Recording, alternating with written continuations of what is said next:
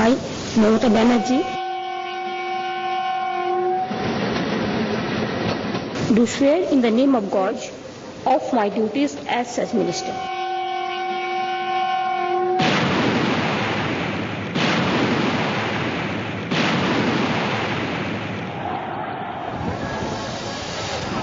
ममता जी, railway पर दया कीजिए, क्योंकि अंधी हो चुकी हैं रेलें।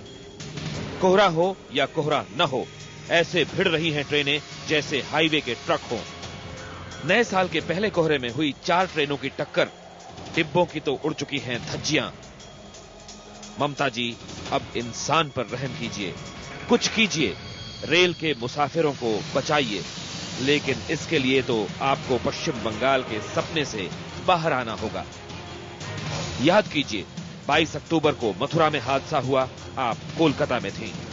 14 नवंबर को मंडोर एक्सप्रेस जयपुर में पटरी से उतरी, आप कोलकाता में थीं।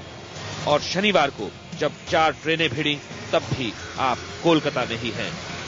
याद कीजिए, आप पूरे देश की रेल मंत्री हैं और पूरे देश में ही दौड़ती है रेल। इसलिए रेल मंत्री का फर्ज निभाइए, रेल हादसा मिनिस्टर का नहीं। तो कोहरे ने उत्तर भारत में कोहराम मचा दिया है। आज रेल, सड़क या फिर हवाई उड़ान, हर जगह हड़कंप मचा रहा। साल का दूसरा दिन कोहरे के चलते 2 ट्रेन हादसों के दिन में बदल गया। दोनों ही हादसों में पीछे से आती ट्रेन ने रुकी हुई ट्रेन को टक्कर मारी। इस हादसे में 10 लोगों की जान चली गई, जबकि 50 से ज्यादा लोग घायल हैं। डंके की चोट पर हम ये सवाल उठाएंगे कि कोहरा हो या ना हो, लगातार हो रहे रेल हादसों के लिए जिम्मेदार कौन है?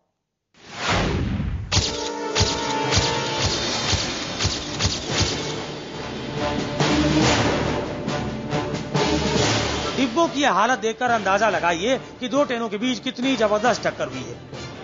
हालत तो ऐसी हो गई कि डिब्बों के बीच फंसे मुसाफिरों को निकालने में घंटों लग गए। यह हादसा कानपुर में पनकी के पास हुआ। कोहरे के चलते गोरखधाम एक्सप्रेस के ड्राइवर को पटरी पर खड़ी प्रयागराज एक्सप्रेस दिखाई नहीं दी। नतीजा आपके सामने है। यहाँ से हमारे झटका लगा, हम लोग सोचा तो तार वार टूट गया, तो हम इधर घूमते हुए हमें किसी ने हमें बताया कि वहाँ मतलब एक्सीडेंट हो गया। भिड़ंत इतनी जबरदस्त थी कि प्रयागराज एक्सप्रेस का सबसे पिछला डिब्बा और एक जनरल बोगी बुरी तरह क्षतिग्रस्त हो गई। इस टक्कर के बाद भी रेलवे की तरफ से काफी देर तक राहत का कोई इंतजाम नहीं था। आसपास के लोगों ने ही ट्रेन में फंसे लोगों को बाहर निकाला।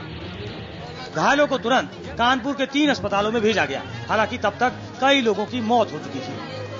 कोहरे में सुरक्षा इंतजामों के तमाम दावों की इस हादसे ने पोल खोल दी। हादसों की ऐसी ही फेरिस्त न जाने कब से बनती ही चली जा रही है। हर बार एक जांच, हर बार एक जांच के बाद व्यवस्था की उम्मीद, लेकिन सबक सिफर और यात्रियों की जान हथेली पर। इससे पहले कोहरे के चलते रेलवे में पहले ही हड़कंप मचा हुआ था।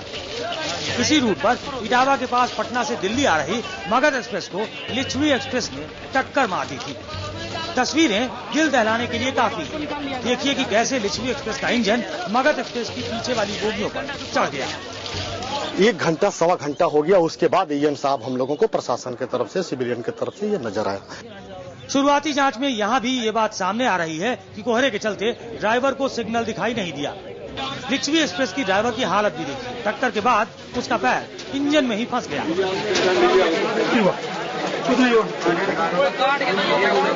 घंटों की मशक्कत के बाद लिच्छवी एक्सप्रेस के ड्राइवर को बाहर निकाला जा सका। हालांकि इस रेल हादसे में किसी यात्री की जान की हानि नहीं हुई, लेकिन राहत और बचाव काम को लेकर रेलवे की लापरवाही जारी रही। क्यों हुआ, सिग्नल की खराबी थी या कुछ और कारण था, इन सब कारणों पर विचार करेगी जो सीसीआरएस की इंक्वायरी कल से प्रारंभ होने जा रही है। वो इस पर विचार करेगी। उन कारणों पर खाली गेस वर्क करना या इंटेलिजेंट गेस करना मेरा काम नहीं है, न मैं उसके बारे में कोई कमेंट करूंगा।